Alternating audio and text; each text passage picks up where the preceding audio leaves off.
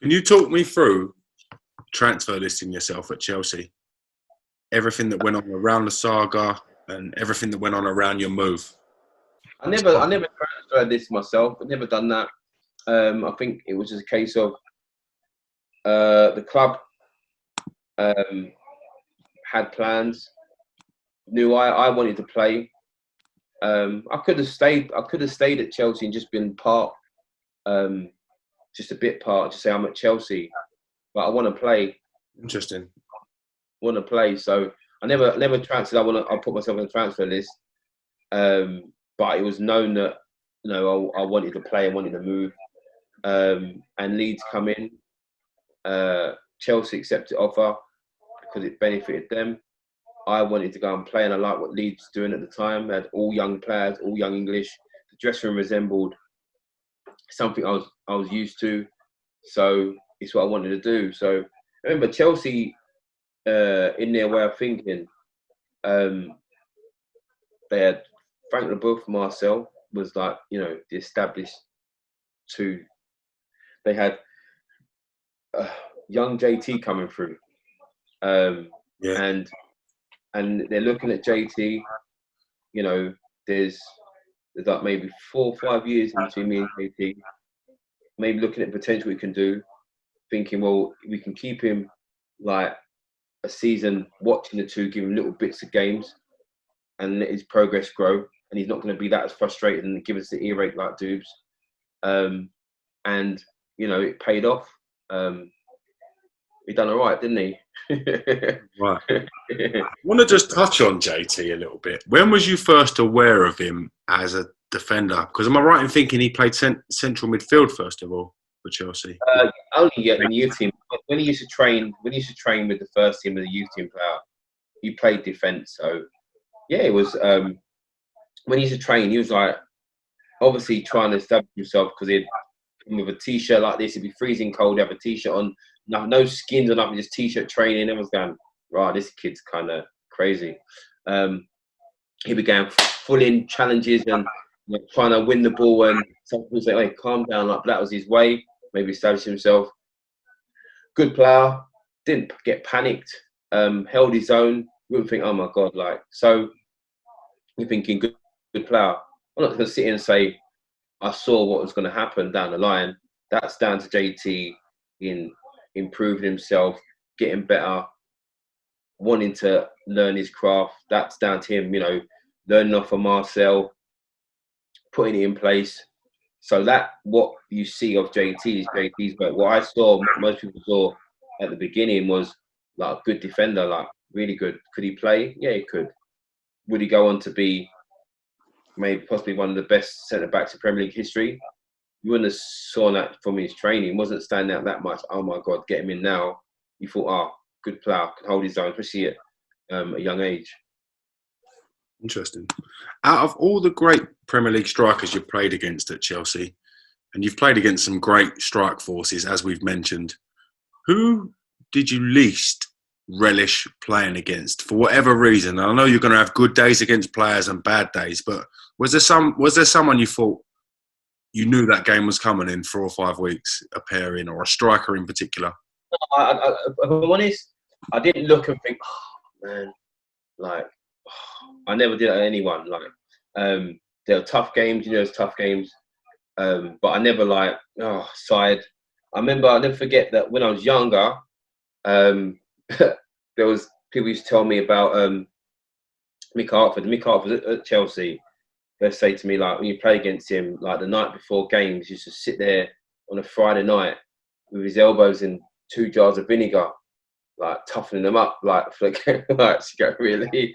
So then, think, wow, that'd be a tough game. John Fashanu, they say, bruv, he was he'd be so nice to you, and then he'd smash you, and he'd go, oh, sorry, hey, come get up. But there was no games I thought, there was games you knew, you know what, I better be on it.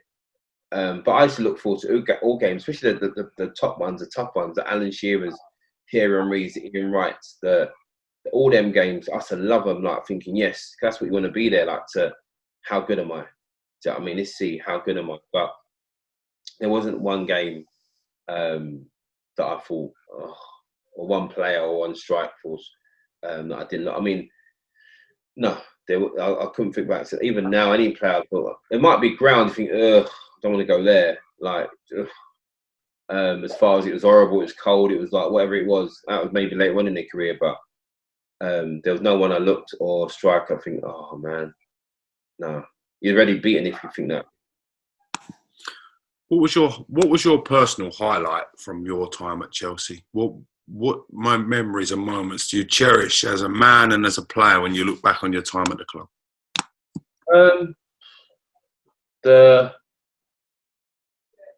The debut, obviously making it through.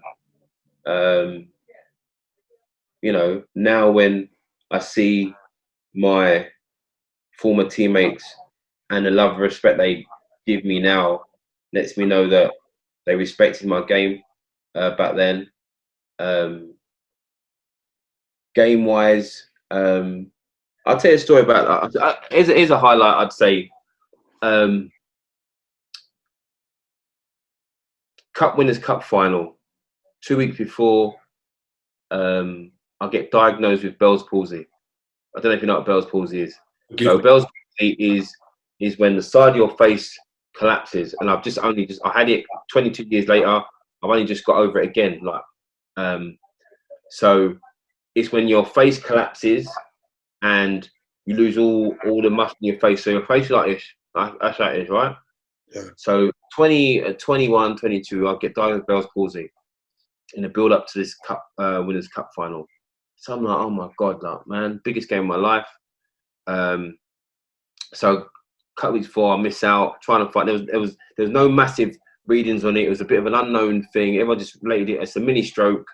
You can have it for 2 weeks, 2 months, 2 years, or for the rest of your life. Don't know where it comes from. It could be stress related. Could be. There's no real source on it.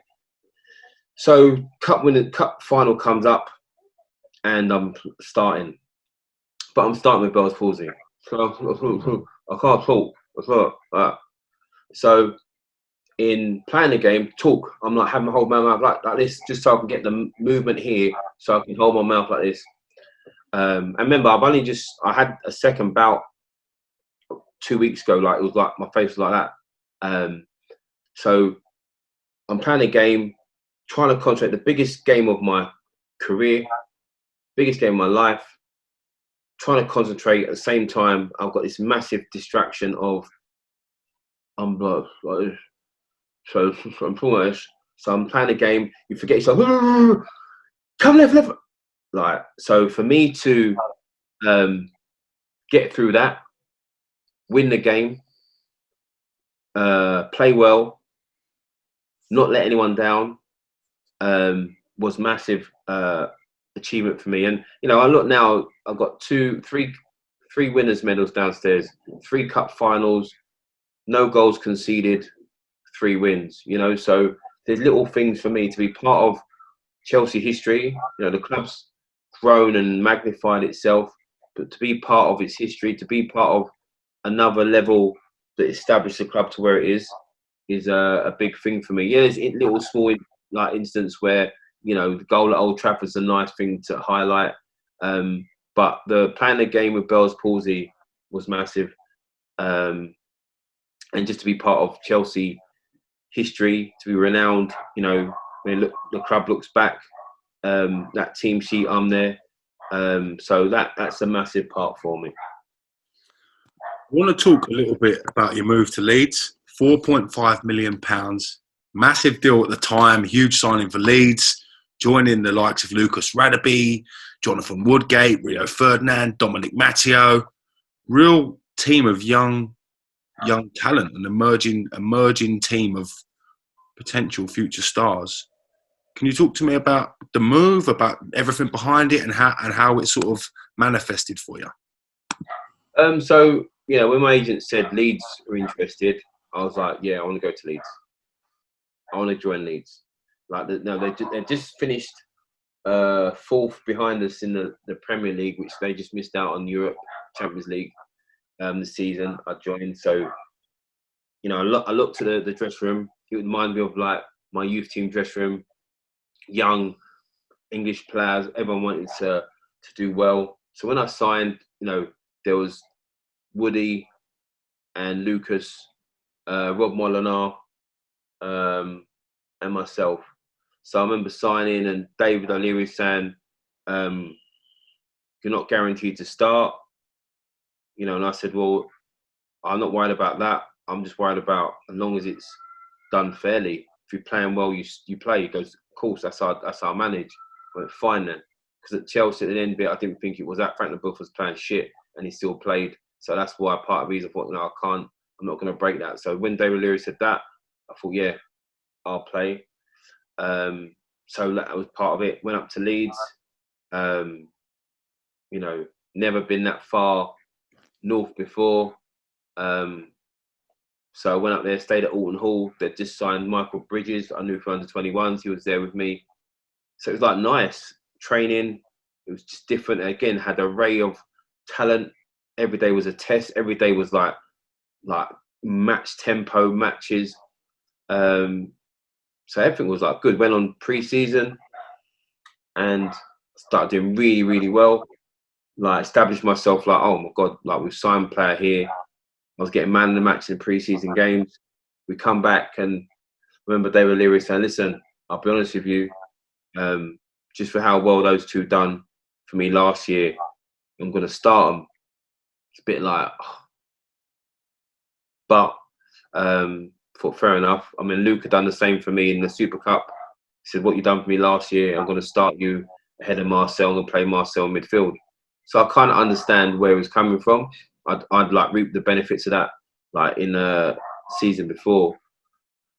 But then, like again, like through my career, like them two started, they started playing really well. So I couldn't break them for ages. Couldn't break the pairing. And then when I did break the pairing, done well, then I ruptured my other Achilles and was out for so long. And then once I ruptured that Achilles, they'd signed. By the time when I ruptured my Achilles, they'd went on and signed Dom, who went on to be like unbelievable, and Rio. So when I come back now, I've got like 4 internationals like ahead of me to get through, to break through. So the competition was fierce, but it was like, when I say to anyone, like if you had, now that they have like them reunions on the sofas, them reality TV shows, if you had a reunion on the sofa like that Leeds squad at the time, everyone would say it's their best time in football, without a doubt. Like without a doubt, like the best time in football was when I was at Leeds. What do you put that down to? Do you put that down to David O'Leary? Do you put that down to the team of players, the camaraderie, the age group of all the players? What does it come from, in your opinion? The camaraderie, the age group, everyone was hungry. Everyone wanted to do that. Everyone had the same mindset. Everyone wanted to be successful. Everyone wanted like just, you know, but everyone like respected and loved each other. It was like everyone come from that youth team background. So it was like everyone was roughly the same age. So it was that youth team back. Only senior players were Nigel Martin, and he was like brilliant. He joined it. David Batty and Bats was just like funny. Danny Mills was our age, but he was acting like a senior player. He acted so old. He had that Benjamin Button disease, didn't he? Where he was old before his time. But yeah, but it was like we'd come in like just a bit training for 9:30, 10 o'clock start. Everyone would be in at 9:15. 9:15 and sitting in there changed and ready and sitting like just chatting and joking around and having jokes every day. Coming, it's someone else's time to get a bit of banter. Like it was like, and then after training, we'd finish training at 2. Everyone like, I was going to go and get some lunch, or if we were having lunch in the canteen, we'd hang around with the people cleaning the tables around us. Come, you lot got to get showered. We want to clean up, and we'd go and get showered and sit in the shower and chat in the dressing room and chat. Do you know what I mean? For another couple of hours and just then go home. It was like everyone was so close and tight. It was like unbelievable. It was like best time ever. Do you think that goes hand in hand with the success you guys was having on the pitch as well? The fact that working off the pitch and on the pitch, it makes for a harmony in the camp sort of thing. Yeah, it was like, and everyone was like, much of those jokes, as soon as we hit the training field, it was like serious, driving each other, demanding. everyone was like, you know, demand each other where, come on, get it. Like whatever happened on the training field was left there. You know, come off. It was like boom, forget about it. Like it was, everyone was just wanting to be successful. We was one trophy away from building something great. I know there might be a few clubs that can say that. There was a few. There was one trophy away from winning something like and building something great. I look at Spurs and say I see Spurs will be saying that in a few years. Like, you know, how, you know, unless Mourinho builds something big, but like there was something like the one trophy away, and we was at Leeds, but it was like the harmony and the camaraderie, like on and off the pitch, was just immense. I think Leeds fans will be the first to tell you that. It was probably one of the greatest squads Leeds fans have had the pleasure of watching, for entertainment, excitement, for youth, for exuberance, and like you said, for togetherness. They were and are a great team in history to be a part of. Yeah, it was like, you know, the jokes. I remember we was at one time. Gary Kelly was always in and amongst it. Jason Wilcox, another one. But Kells was always in amongst it. And I remember one time we're sitting there, like we're sitting in the canteen, I think like before training, and we were walking around the offices bit, and we saw David Leary's PA. He says, "The gaffer about?" No, he's not in till 12 o'clock, not until after lunchtime. Okay.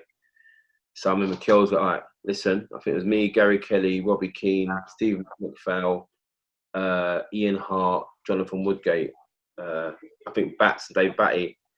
And then we go, okay. There's like, so 7 of us goes, okay, what we've got to do, everyone's got to run into the gaffer's office, spin around 3 times on his chair, and then get out. So everyone's got to do it. And like, you can't go until the next one's out of the room. So you think, all right, some thinking, all right, don't want to go first, but I don't want to go last. So I think Kells goes, go. Kells, you know, you try and spin yourself around quickly 3 times. Hurry, running out 3 times. And for some reason, we've got there, got the last one, and must have just got out. And I think the gaffer must have come like early. Hey, what are you lot doing? Nothing, gaffer. You know, like you're thinking, oh my God, like just stupid little pranks like that all the time. But there's many of them like at the time there. Bats, I mean, one time me, Bats and Jason Wilcox, we had a physio called Alan Sutton. He'd been there for years, the Billy Bremner days, and he was always telling stories of Billy Bremner. He was like part of like the club and what made it, like, you know, assistant physio. And I think me, Bats, and Jason Wilcox were injured. Like, goes, go and have your lunch. So we went to have our lunch. So we went into Lemon, like the town, not town, like the village where we used to train. And we went to the butcher's. Went, can I have 20 pounds of sausage meat? Just sausage meat. What? Just 20 pounds. Give him 20 pounds, and he weighed it up. So he had this big, massive bag of just pure sausage meat. And so we went back, and I remember we got sausage meat, and we gone and we started plastering it all over Sutty's car, like just doing stupid, plaster all over his car, and like just putting loads of it all, like all on the windscreen wipers, around the doors, around the handles. And then we come back, wash our hands, come back, went into good lunch, boys. Yeah, not too bad. So all right, just put the machines on us. We're sitting there, and we see him going out to his car, and he's like, you know, like you counting down, and then like we're sitting in there, and then and we see him coming. Hey, you pair of bastards! Look at you! Listen, I'm going to see the gaffer, bastards. So he's gone to the manager's office, and you see the manager's walking back down, and the manager's like, Leary's come back. He's gone. So he must call, hey, you three. And he's laughing. He's off. His something went there. He's laughing. Oh, he's going mad. Seriously, go and get the stuff off his car, please. So we've gone out there. Now it's boiling hot day. Parts. As we've gone out, it must have been like less than like 40 minutes. There must have been about 50 wasps around it. Blue bottles. We're going, oh, we had to get the hose and clean it. And so he's going, yeah, and you sleep, yeah. Oh, funny, but like just like the times, there's many stories like we like. Just at times, like on and off the pitch. On the pitch was demanding. Off the pitch, like was demanding. Just like happy time. Like anyone I speak to now from them times, just say it's the best times. But you know, the players made it. Talk to me about the Champions League run. Big part of the club's history. like you said, the season that you arrived, they just missed out on that Champions League. So to finally get that Champions League place with that squad, huge achievement. Talk to me about your point of view. So we had to do the qualifying stages. We qualified, we got finally in there, and then we got our group: Barcelona, AC Milan, and Besiktas. As much as you're buzzing that you got the thing, you're like, oh god. Yeah. So the first game was Barcelona away. I had a few injuries, and I think me and Lucas started Nou Camp. Like I took my sons on a tour of Nou Camp a couple of years ago. Like looking at it from another point of view and being there, certain boys have played here. But when you play there on that pitch, it's massive. The stadium's massive. But for the first time, like when you walk out and hear Champions League music, that theme tune, you're standing on the like thingy, mate, like it's like unbelievable. Like I don't know if anyone like how you can explain it, but like, you know, Champions League music playing, you're standing there and you're at the Nou Camp. For me, it was like, wow. Do you know what I mean? Wow. So played the game. The game didn't really end well. They pumped us 4-0. Rivaldo, Cliver, I think they got a brace each. There's still someone sent a video the other day where they went to shoot. I went to slide him and he chopped me. You know the thing where I'm just still sliding off screen, like you see me still sliding that way. Now you can see me trying to stop myself pouring the grass, like. But yeah, Cliver, I thought I did well, but his movement, like everything I'd done, that bit sharp. His movement was like sharp. When I thought I was getting there, he just got there that bit sharper.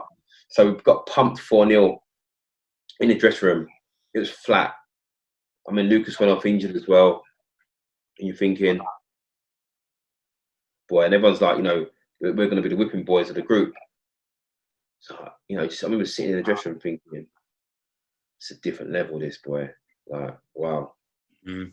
And we gave ourselves, I think, obviously, 2 weeks or 3 weeks later, we had our home game, AC Milan. And the Leeds fans, obviously, were hoping that some of the other players are back fit, I suppose. Because when they announced the team, it's like Lucas was out. It was me and Danny Mills, centre back. You can hear the groans. Oh.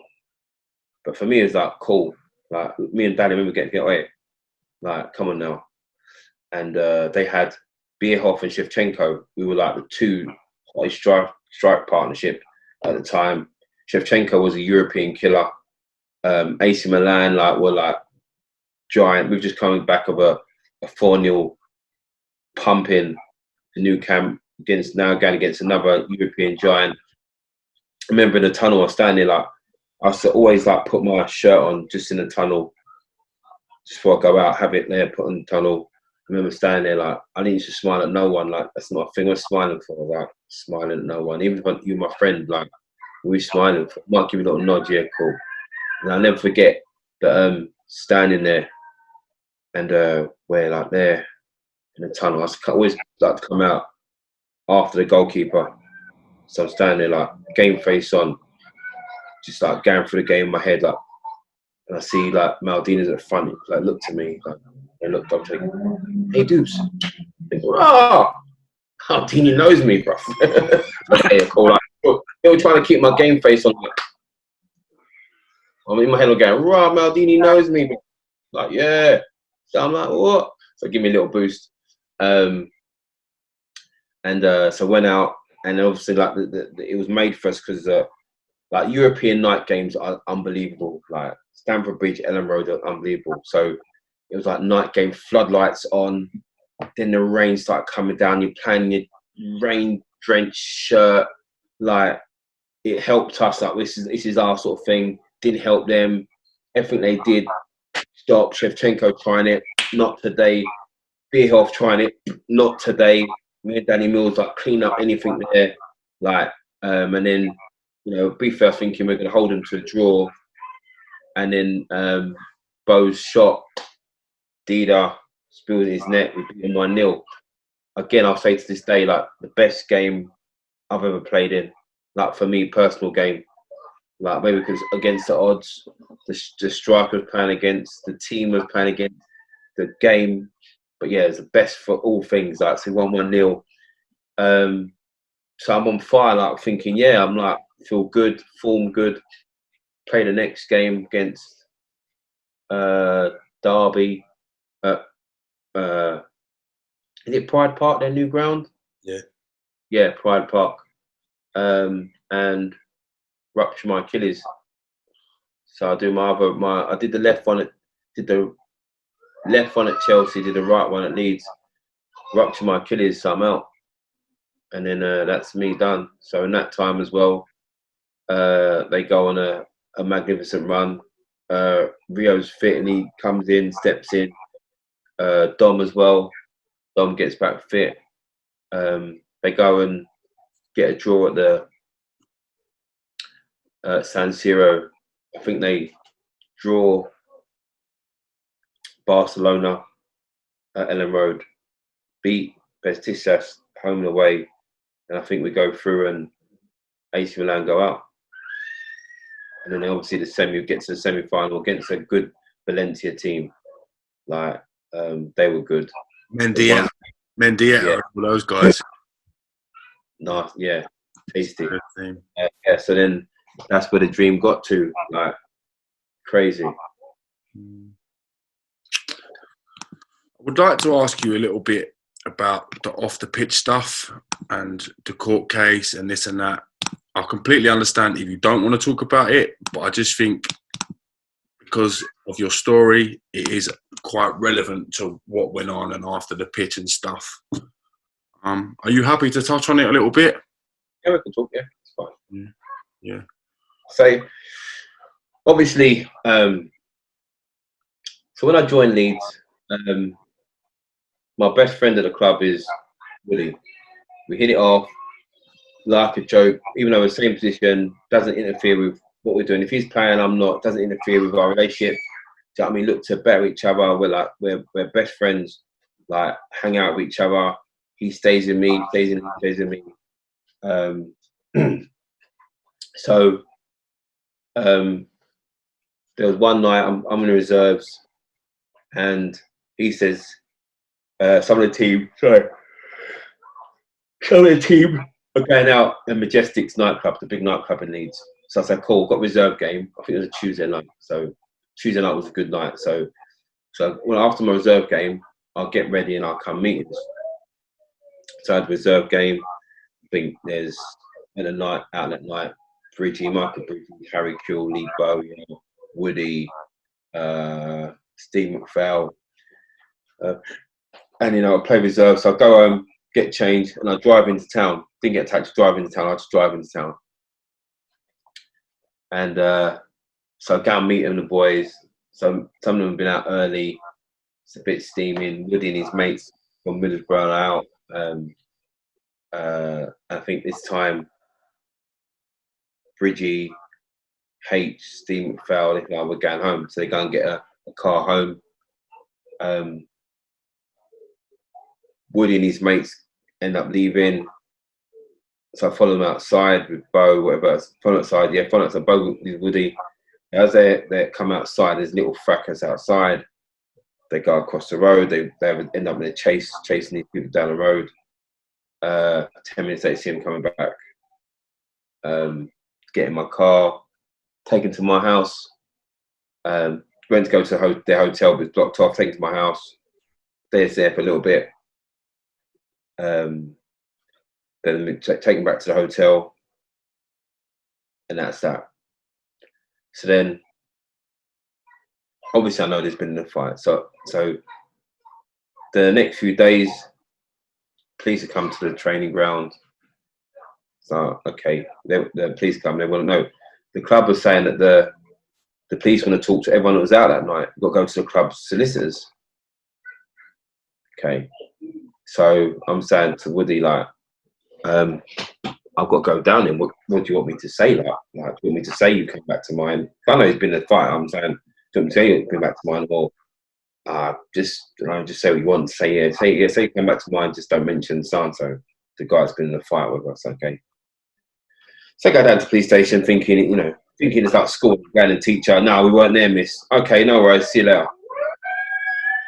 So I go and sit down with the solicitor. Okay, boom, boom, boom. We go to the police station.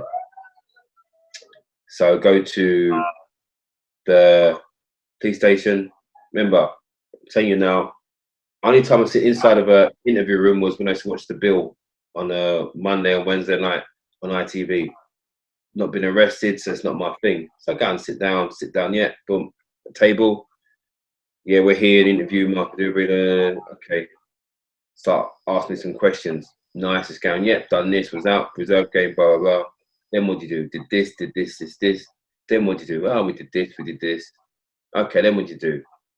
Oh, and then this is the bit, so I'm going like, yeah, then we went, my house here, boom, okay, then we went this. Then it starts like, you know, whether they know I'm lying, but my voice changed. Okay, so you saying that, all right. But okay, what about this, and this? Yeah, no. What happened was, but you said this. Yeah, no, I meant this, but you meant this or said this. Okay, so I did this. Yeah, what him? Yeah, how you gonna? So like all of a sudden now, from what I just thought would just be like saying this and that was it. They started twisting me up. Like I'm sitting there thinking, in my head, I'm thinking, I've seen the bill. The lawyer sometimes say, listen, I want to take a break. Can we stop question? My lawyer solicitor was just sitting there like that. I'm looking and thinking, bro, jump in any time now. Like you must see I'm struggling. So I'll give this statement. So they go, we'll give you a little chance to have a look at your statement. If you want to change it, you can. But we'll give it a chance to. So I'm like sitting there like I'm like, so my sister, like, I can't say this. So he's like, go and say, so no, it's fine. And then I'll go and sign the statement and walk out. So sign the statement, sealed my fate really. And then we leave. I'm still worried, thinking I've just signed a pack of lies. Then it comes to I have to go to the police station and they charge me for the first in the course of justice. That all this new evidence.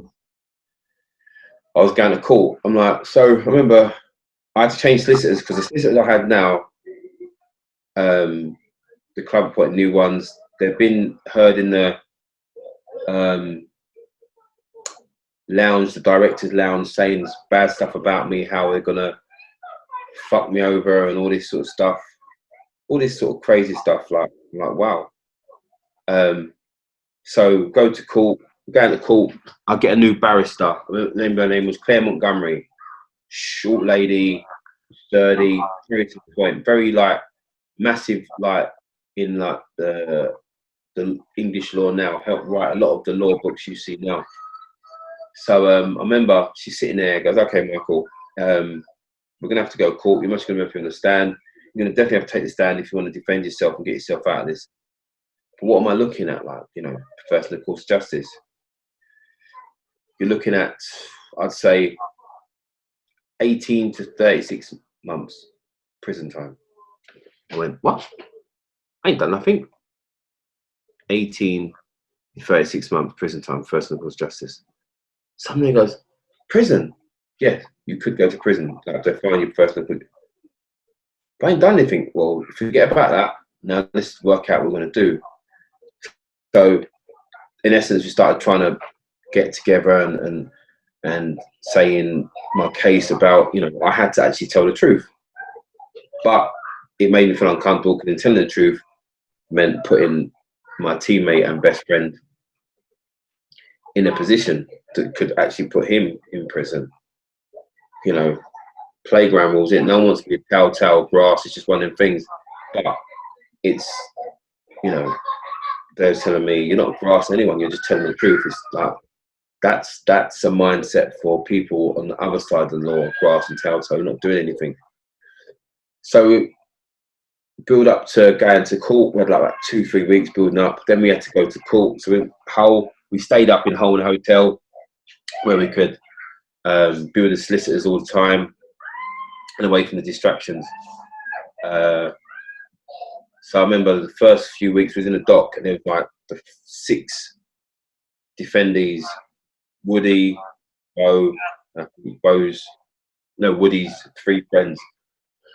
And I remember, so like they were saying their bits, and every time each of them said, apart from Bo, because our stories every time they said something, it kept making me seem more shadier, because everyone had me doing something different, being somewhere different. It like made me seem like this. They made me seem like I was this. They phoned me to be this getaway driver. Like the way their different stories is like we've had a bit of trouble. Get yourself here now. We need you to pick us up. That's what the picture was being painted, sort of thing. Just how different different the story was. And I remember like it was a build up like to be me. I'm up in the stand in about 2 days, and my Claire was going, we need to start preparing, blah blah blah. Doing the pre-runs, I just couldn't bring myself to say the truth, because it just meant that Woody could be in trouble. I just stopped, and I remember saying, so are you gonna take this playground don't telling your mates thing, because you could be prison time, Michael, and in 3 years time, 2 years time, when you take your little daughters when they come visiting you, at least I wasn't a grass. So I couldn't. We had the pre-runs, and sometimes you like go and stop. So I remember going in the dock. Far right. I remember being in the dock, and she said to stand, don't sit, because you stand up small, and stand up, stand tall. So I remember like I was in the dock, standing there, and there was poured water. You can pour water, but I remember there's water there. I went cold, but my hands were shaking, so I didn't want to pour the water so people see me shaking. But I didn't want my mouth to. So I remember all my strength just trying to hold it so I can. So she was talking to me like doing this. Yes, did you go down here? What was your movements that night? And when you saw them on across the road, they come back. What was the first thing that Jonathan said to you that night? Remember? He said we've been in a fight. The whole court went. See the scribbles from the press in the thing. Quiet. So then I was like, rah. So I remember like carrying on a bit and blah blah. I was telling my bit of story, got through it. So all of a sudden now, like Woody's QC started. Like the prosecuting QC was like, we've got nothing to say. He just been okay, no, like made it like, okay. No, how Michael now is my friend. He's been hostile to everyone else. Okay, was it? Okay, no problem. No further questions. So when Woody's QC went in there, like it was the toughest thing ever. Man was saying to me, that was tough as enough. So what happened was after I said that and did my bit, we adjourned, and it was a Friday. So now I had to wait till Monday to carry on. So the judge always gives you instructions. Okay, Mr. Duberry, you're still under oath, so please don't talk to anyone, share what you said to anyone, because you could be, contempt court, whatever he says. So I'm like, so what? I've got to wait a whole weekend. So if I talk to someone, I'll get in trouble. I stayed in my hotel that weekend, like scared to talk to anyone. Didn't speak to my mum, friends, just in case. Like I got myself in trouble. I remember like Monday come, and I wasn't like Claire finished off talking to me. Then the prosecution spoke. But when Woody's guy was talking to me, man, I remember that question was like, okay, Michael. So you play alongside Woody. What's your relationship with Woody? We play with each other. You play centre back. He plays centre back. Yeah. So you're in competition. Yes, we are in competition. But it's fair to say that he is better than you. Well, it's an opinion, but he plays ahead of you. Yeah. So he's your competition. Yeah. So he plays ahead of you. If he gets injured, what happens? You get to play. Yeah. So in essence, if he's not around, you have a good chance of playing. Yeah. So would you say anything you're saying today has anything to do with that? I was like, not at all. Woody's like my best friend at the club. So is this how you treat all your best friends? Like, I'm not treating anyone like anything. You sure? I mean, you said like it was going in, and then obviously, you know, I didn't want to like be like rude and like obnoxious, but I was trying to be all cool and keep my cool. But it's burning my chest. And then so he carried on with that sort of theme. I think it made him look very bad. And the others did that. But I forgot to mention, like, in all of this, right? The toughest part, like, wasn't the being on the stand, if I'm honest. The tough part wasn't the weekend. The toughest part was going into court that day and knowing what I was going to do. So I saw Woody and like we'd have a little laugh and a joke, like, you know, and I said, Woody, I need to speak to you. So I need to speak to you. And I knew what I'd tell him. So we went in a little room where usually held for solicitors and their clients. So I said, Woody, I'm going to speak on stand and I'm going to tell it how it is. But what do you mean? I'm going to tell the truth and say what happened. And I remember him like becoming tearful, and that made me tearful. You can't, mate. So I have to, like, you can't, like, I have to. So we're both like this time, like, pretty tearful. I have to. And he's like, and I think he walked out. I remember like, oh God. And I remember him saying, his mates like looking at him like, what? You know, like, I remember getting a sign like, he's going to talk, he's going to say it.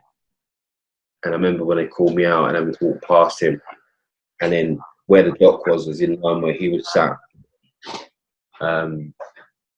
It was the worst thing. You know, it's something that haunts me to this day. Not because I think I've done anything wrong, but just the connotation, you know, get called brass and towel, and you know, people remember the story like I was involved.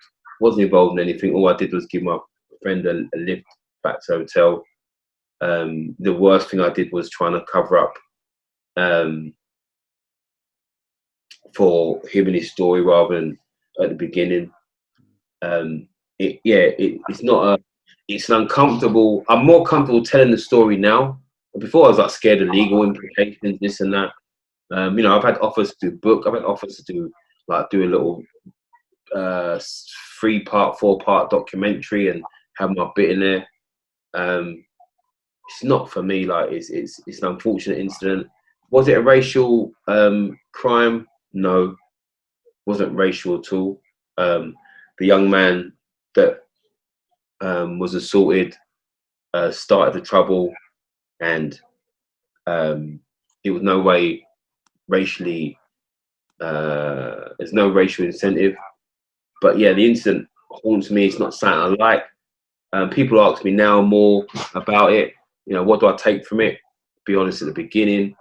I don't want glory for telling the truth eventually. But it was a horrible decision. You know, and eventually when, you know, I'm set on the day of the verdict, I'm having to walk into court with a black bag with a pair of trainers I had to pick whether I go in prison, thinking I can't take too good of ones or someone might try and rob them. I can't take rubbish ones because I've got to wear them and feel comfortable. Like 10 pairs of pants, socks, and a notebook with phone numbers for people and addresses. Sitting there waiting for someone to say, am I guilty or not guilty? That was tough. But, you know, and it was just when you think it's all over, then the court case gets thrown out because someone was seen as not a good witness, and we'll go for it all again. But because I got acquitted, now I'm the prosecution's star witness. So I'm like saying to my lawyer, can I not just go to another country until the court case over? I can't like sit and go through it again and speak against Woody again. But then I got subpoenaed for court, couldn't go anywhere. So now I was like just sitting there speaking against Woody, like for the prosecution. How did training and the rest of the team and the rest of the squad, how did this sit with everyone else at the club? You know, because this is going on. You guys have still got to go to work. You've still got to. I mean, at the time, goal for the club. What was the feeling amongst everyone? At the time, I was injured, so I wasn't training field. But Gary Kelly was a massive part of just making sure nothing spilled over. Me and Woody were big personalities in the group. Everyone was big, we had big personalities and funny, and you know. But Kells made sure that there wasn't sides, there wasn't like fraction, it wasn't Team Woody, Team Dubes. Bo handled the court case better than Woody. Bo thrived and used it for a good thing. Woody struggled. It's a massive thing. You're looking at prison. So, but like when I started playing, we'd be on the back of the bus. Our usual seats were the back of the bus, virtually next to each other, playing cards. And Kells used to make sure we were speaking. Remember, I didn't want to call out Woody. I think he was advised, you know, at one stage not to speak. But yeah, I think the lads were good enough that no one picked sides and made sure that they stood on what was right. Did you, Woodgate and Bowyer, have a conversation and sort things out amongst you guys after the court case? No. Me and Bo story never collided. I never affected Bo. Me and Woody were never the same. After that, we're never the same. Shame, because I loved him and I thought he was brilliant, like funny guy, like hugely funny, good guy, big heart. We spoke the other day through social media. You know, like many years, you know, he's got a family now, buzzing for him, manager's job, career. But, you know, we can talk, and I don't know his ins and outs, but yeah, we never spoke and said, this is what, you know, moving forward, blah, blah. Because at the same time, you know, some of his friends were, I wouldn't say my evidence knocked him away, but you know, their actions locked themselves away. But you know, it's pretty hard to be friendly or something maybe with someone that his friends don't really feel that they've got put aside. It's the following season that the club starts to really have financial difficulties. Peter Risdale, no doubt, was hoping that you guys would have won something and recouped a lot of that money to then help the finances. And I said, when you gamble on everything winning and you don't get that, it must have been a hard thing to deal with, everything going around the club at the time. Can you talk to me from your point of view with it? The hardest thing was just missing out on Champions League, which remember was trying to go Champions League and trying to focus on the league. So it's hard on both fronts. And not qualifying for Champions League just meant the end, because players need Champions League football because they have international aspirations and etc. etc. And so in very quickly, it went from normal to what's the best word to say it? That disintegrated. Really? Rio, boom, boom, boom, boom, boom. Yeah. And then yes, with like, you know, fan backlash, the players that still left get the backlash. Yeah, so it went very quickly. You know, we're like sitting there like, how do you get to £60 million in debt and not notice? Do you know what I mean? So like, you know, but we're the ones getting blamed. I look at Risdale, Peter Risdale, and think he was a fan with a dream. Do you know what I mean? And his dream is his team nearly winning the Premier League and nearly winning Champions League or getting to the final. So he was a man with a dream. So it wasn't easy. When the club's free falling like that, and you're seeing your teammates leave, you're seeing loan signings come in, What was motivating you, and did you feel a certain responsibility for the club and to the club to try and help them get out of that situation? My motivation was to play. Like, so much stop-start in my Leeds career. I just wanted to play now. Just play. Just play. And with all the stuff that's going on, people say, "Oh, you don't let it distract you." You know it's going on. You don't have to read a newspaper. You know it's going on. Everyone in the village talks about it. You know it's going on. You just be more professional and more focused. That's what the good players do. You know, it's having to play a game and then answer a question, and instead of going, "Oh, that was a good clean sheet again," or "How's that affecting you? How's this? How's that?"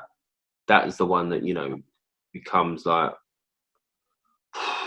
you can't get away. So rather than you getting judged on your performances, you're being asked constantly about stuff that's not in your power, that you can't control. Yeah, no one wants to talk about the football. You know, Leeds United, only now they've become back page again. Before it was like front page and everything else bar the football. So now they're finally, you know, it's about Leeds United, the football team. How would you describe David O'Leary's coaching style and man management while you worked under him? I said I'd done something the other day, and everyone asked, like, again, like, you know, looking from a different lens from now at 44, I thought he could have done better with what he had. I don't think coaching was his great bit. He had a good bunch of people and didn't need to be managed so much. Just that they're young, so maybe needed to be curbed and set a few rules. But we needed someone that could show us to manage games. I don't think we had that. He needed, like, to bring someone in that could manage games. I don't think he did that. Was it hard for you to see Leeds going down the divisions and dropping down the divisions? Do you see your own, like when you're watching Leeds drop down, are you watching your own aspirations and dreams drop with them that little bit? We went to the Championship, it was like, no one wants to leave the Premier League. It's like, you're like a failure. Like, you can't say you're a Premier League player. You can't say you're one of them, the elite. So we did the Championship, it's like horrible. Everyone was like vying for you. Like, Leeds was like a big cup final, coming to Ellen Road, like 34,000 stadium. So whatever they brought, it was like, you know, a cup final. So sometimes teams would be, I'm not saying more up for it than us, but they'd definitely be lively. But yeah, it wasn't nice. You just don't want to be relegated. It just seems like you're rubbish. You're one of the worst 3 teams in the league, which means you're one of the worst 3 defensive players. Yeah. It's like all that sort of stuff that comes in. You're not good enough. You wouldn't be told you're not good enough. But when it's sealed and it said, like, well, that's what the stat says. Kevin Blackwell was quite reluctant to let you go, no doubt. Let me go to the toilet before I talk about that, Chief. Go on.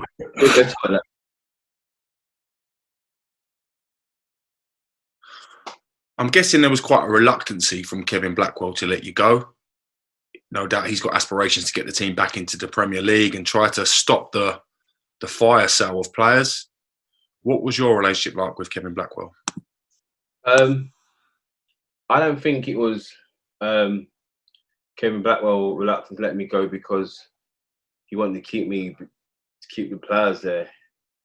He wasn't playing me. I was on loan at Stoke at the time. Tony Pulis come and took me on loan. Again, you know, wanting to stay there.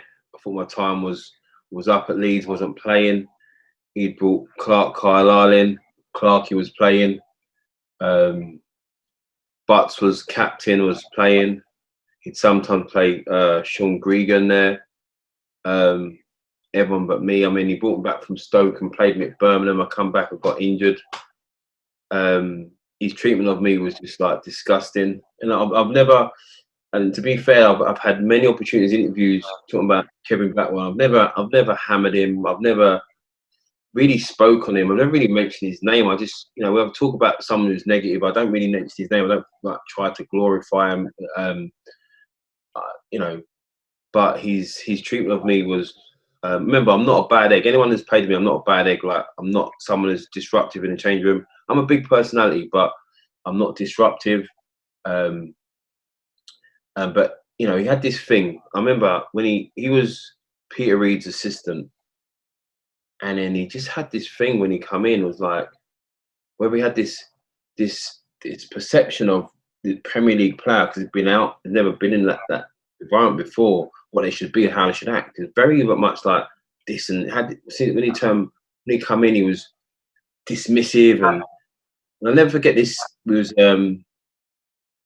I'll never forget this. We was in Ireland on a pre-season tour, and was in was doing a warm up. We playing Aston Villa in a pre-season game, and so we're doing a circle, a little rondo as they call it now, circle rondo, plan. When you give it away, you go in.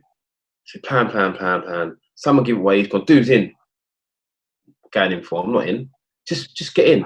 I ain't in, right? It's not me. It's like you giving it away. You say, dude's going. When all the rules before, you give away, you go in. I never gave it away. Some of the black never get away. Just fucking get in, dudes. Again, I'm like, who are you talking to? Fucking going in. Just fucking get in. Who are you talking to? So I remember back to my said to me, dude, just go on. You go on. So he must have spoke to me like, so I just went in and just put my back up, like looking at him like, oh, bruv, I will punch you up. Like, you know, like in my head, I'm thinking, honestly, like, so the game went, and then what made it even worse, played the game, and then I think Juan Pablo Angel kicked me in my face. I fractured my cheekbone. So I'm out. I remember everyone was going to Slane Castle in Ireland to go and watch Robbie Williams play live and whatever it is. So everyone's gone, and I'm sitting in the hospital in Ireland, like trying to get some adrenaline thing. My face is like mashed up. The adrenaline's like dying down, so I'm feeling the pain. So I get back home. I have surgery on my face. So then he becomes manager. Is he manager? No, there's another incident. Yeah, he becomes manager. And I'll never forget, like, so remember there's like, you know, everything they have the campaign, I would kick it out, racism out, or some sort of breast cancer, you know, they have to wear the t-shirt before the warm up. So like they put the t-shirts out, and like all they have is mediums. So I'm like, man, I'm not wearing no medium, going out with some tight like thing. I'm not wearing mediums. Oh, that's all I had to do, no worries. So I remember like I was just going out. So I must have my warmth. It goes, go and put your t-shirt on. They don't fit. Go and put your fucking t-shirt on. So I'm like, who are you talking? Again, I said, who are you talking to? Like, don't fit. Go and, like, shut up, man. Like, he was assistant at the time, wasn't manager. Like, so he's walking down Ellerone Tunnel. I'm like, he's going, just go and put your fucking t-shirt. You think you are? So walking, I said, honestly, I don't know who you think you're talking to, but I swear I'll punch you up. If you want, we'll go to the middle of the centre circle now, and I will punch you up now. Let's walk then. And I remember Eddie Gray going, no, leave it. Come now, let him walk, let's go. Let's walk now. Like, you know, like, just had enough. And like, and he never said nothing. I'm walking, I remember walking thinking, come, let's go. And I'm doing a warm up, like, and he just had this thing of like how he spoke. He had this, like, I remember Clarkie doing his little wrist watch or whatever. He used to do his watch, he used to go down there. And I've always stayed away from like bad mouthing people, because it sometimes costs like you're bitter or whatever, but not bitter, just how he spoke to people, very disrespectful. So when it come to the time when I wasn't playing, like, he was manager, I wasn't playing, played Clarkie, that's football, people's opinions. Do I think I should be playing? Of course I do. And that was his thing. So I went on loan, Stoke, loving it. Then they brought me back. I got injured. So then now I'm back at Leeds. And there was a time, so when the first team were in at training at 10, he told me to come in at 2. When the first team were training in the afternoon at 2, he told me to come in at 10. So there's a period I wasn't even with anyone. Like, I was crossing over, like, was away from like that. And the thing is, he had me train on my own sometimes, and he couldn't even do it. I could have just went to the PFA and said he's doing this. I didn't even bother doing that. He was obnoxious, spoke to me badly, bit my lip, just thought of himself like very highly of himself. And then so when it was time for me, like when my agent was speaking to Ken Bates. Ken Bates was manager at the time, chairman at the time, and they had a meeting. And my agent told me this. So I was in the meeting, Ken Bates, my agent, Kevin Blackwell, and remember he's treated me badly. Like this went on for a couple of weeks, running on my own. First team in at 10. Dubes told, was it him? Told me the fitness coach, oh, you coming at 2 tomorrow, coming at sunset tomorrow. Oh, you got coming at 10 tomorrow. So I just see everyone in the car park, like. And then, so they're having this meeting, and like, so obviously, I know Ken Bates from when I was 15 at Chelsea. He knows me. Do you know what I mean? So they're trying to sort out, okay, what's going on? Obviously, there's some money there. The money there. And then basically, okay, what we do is, they do negotiations, and then my agent said, then Kevin Black went, chairman, fuck it, don't give him anything. Like, I'll let him sit in the reserves, like, for a Raiders contract. I don't care. Like, it's just until that Bates has looked at him like, don't ever fucking speak in this meeting again. Like, the look he gave him. Plus, obviously, Bates thinking, I've known this kid for so he's not a bad egg. Do you know what I mean? So they sorted out a deal, and I got away. But yeah, I'm not a massive fan. I mean, Clark Carlisle, we went in on him. It was another podcast, went in on him like a lot more. Really? But I think, yeah, like really. But I think Clarky was suffering from other issues, drink, just mental illness. So some of the things that the way that Kevin Blackwell was treating him, plus remember Clarky was at stage he was doing really well. The way Kevin Blackwell was treating him was like, when you're there and you're reflecting, you're thinking, no man. But he was very dismissive, not too nice. Like, didn't like the way he spoke.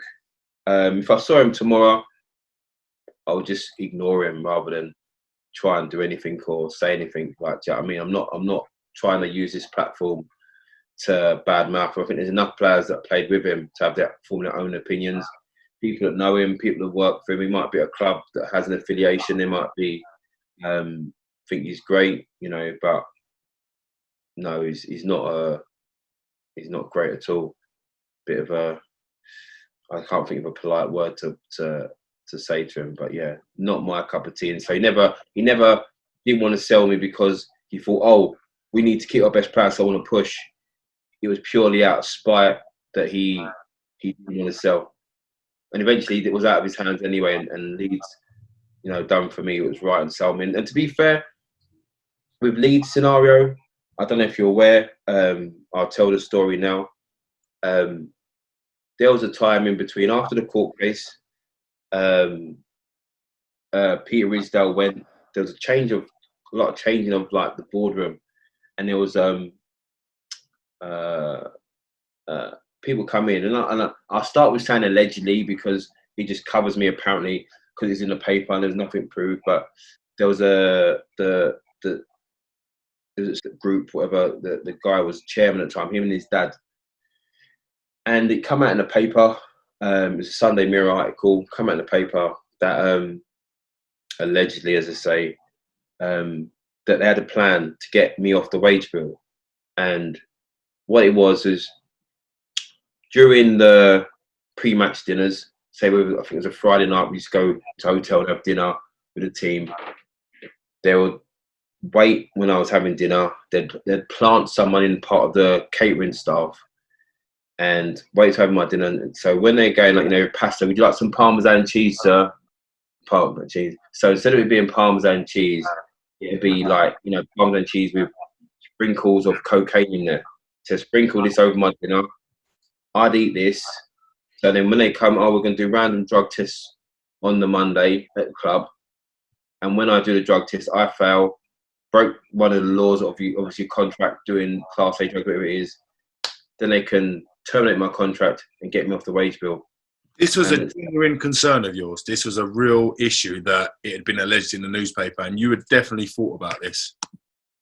What this is in the paper? Like this is out. So do I think about it? I was like, bro, these people. This is like a soap series business. It's like a movie. Like they're really gonna do this. And then apparently in the thing as well, they was gonna wait for Gary Kennedy to walk down to his local pub and get some hitmen to beat him up, break his leg, get the insurance from that, and then terminate his contract. So it come out like it only come out because they'd fallen out with the people that religion is supposed to do it with. Yeah, it's a proper. When I read this, I was like, raw. And after I read this, I still had to go in the same way and not shout and scream at anyone. I saw the chairman. Remember the chairman? The chairman's son was at my age at the time. I see him out on a Saturday night, and he'd be in a place called Living Rooms, and we should be in there in the VIP bit, and he'd be there with like his people like sitting there with all these people around him, going, see him, I'll pay his wages, he's shit. See him, I'll pay his wages, he's shit. Like loud, brash, like sitting there, like as I'm saying it to you, like see him, I'll pay his wages, shit. See him, like trust me, like it's like crazy. And I see him loads of times. So all this was going on. It's just a case of like just burying it and just getting on with things, man. And then on top of that with Kevin Blackwell, but Ken Bates was chairman this time, so things had changed, a bit more stability.